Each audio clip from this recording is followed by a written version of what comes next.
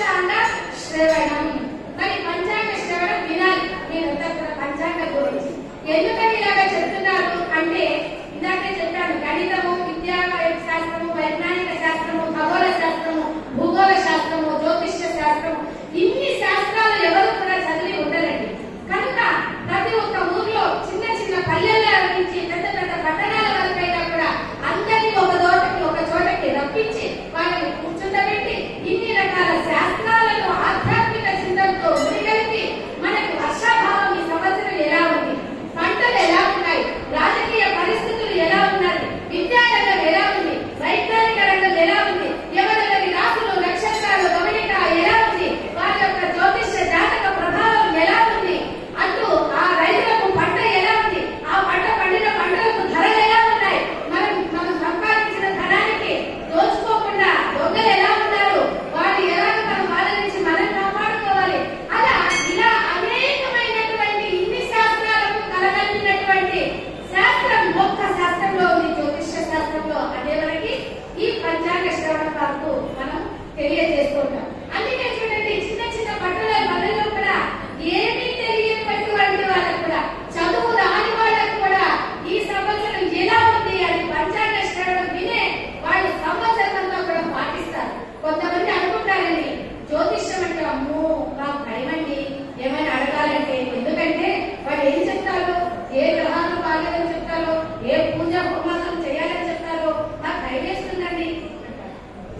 భయం కాదండి, జ్యోతిష్యము అంటే జ్యోతి అంటే వెలుగు, శ్యము అంటే మార్గం. అంటే ఇప్పుడు మనమంతా కూడా వెలుగు మార్గంలో ప్రయాణించడానికి ఇష్టపడతాం. ఎవరైనా కూడా ఇప్పుడు మీరు ఇక్కడ ఒక 2 గంటలు ఉన్నారనుకోండి, చీకట్లో ఉండమంటే ఎవరైనా ఉంటారా? అమ్మ బాబోయ్ భయం వేస్తుందంట, అవునా? మరి ఇలా లైట్లంతా ఉండి దీపాల కాంతులతో ఉండాలంటే ఎంత హాయిగా ఆనందంగా అయినా నేను 4 గంటలు పురాణ పట్టుకుని చెప్తామని మీరు వింటామంటారు. అలాగే భయపడకండి, 4 గంటలు ఏమి మిమ్మల్ని ఇక్కడ కూర్చోబెట్టాను కనుక విషయం చెప్తున్నా. ఇలాగా అన్ని రకాల విషయాలు కూడా మనం తెలుసుకునేటువంటిది ఒక్క పంచాంగ శ్రవణం ద్వారానే ఇన్ని రకాల విషయాలు మనము తెలుసుకుంటాం. ఇవన్నీ కూడా ఉగాది రోజున పాటించాల్సినటువంటి షట్కర్మలు, కొంతమంది పంచ విధులు అంటారు. అంటే పూర్ణ కుంభాన్ని గురువులకు ఈ రోజున, కుంభం అంటే ఏంటన్నా, రాగి పాత్ర, వెండి పాత్ర, బంగారు పాత్ర, మట్టి పాత్ర ఏదైనా కావచ్చు.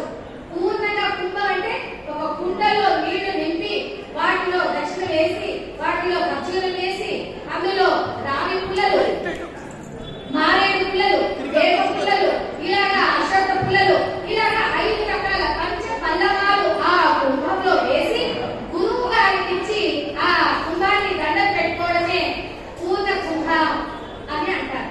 కనుక అది చేయని వారు పంచవిధులు పాటించామంటారు, అది చేసేవారు షట్కర్మలు మేము విధులు పాటించామండి అని అంటూ ఉంటారు. ఎందుకంటే ఇలా గురువు గారికి ఇస్తారని చెప్పాను అంటే, ఈ రోజున ఉగాది రోజున ఎవరైతే పంచాంగ శ్రవణం, పంచాంగ పఠనం చెప్తారో ఆ గురువులకి వాళ్ళు నూతన వస్త్రాలు, అలాగే నూతన పాదరక్షలు, నూతన పూర్ణ కుంభము, అలాగే ఈ వేసవికాలం ఎక్కువగా ఉంటుంది కనుక ఛత్రి అంటే గొడుగు, ఇలాగా పాద పాత్ర అంటే ఎవరైనా చెప్పచ్చు. పాద పాత్ర అంటే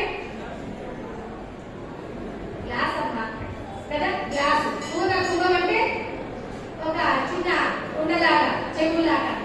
ఇలాంటివన్నీ గురువులకు అంటే పంచాంగ పఠనం చేసిన వారికి, గురుస్థానంలో ఉన్నటువంటి వారికి అవన్నీ ఇచ్చి దండం పెట్టుకుంటారన్నమాట.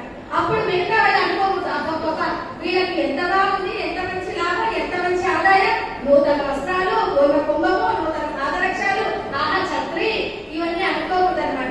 ఎందుకంటే మీరు ఏమనుకోవాలి ఇంకా అంటే, ఎంత అదృష్టవంతులు మనకి కష్టాల నుంచి, నష్టాల నుంచి, బాధల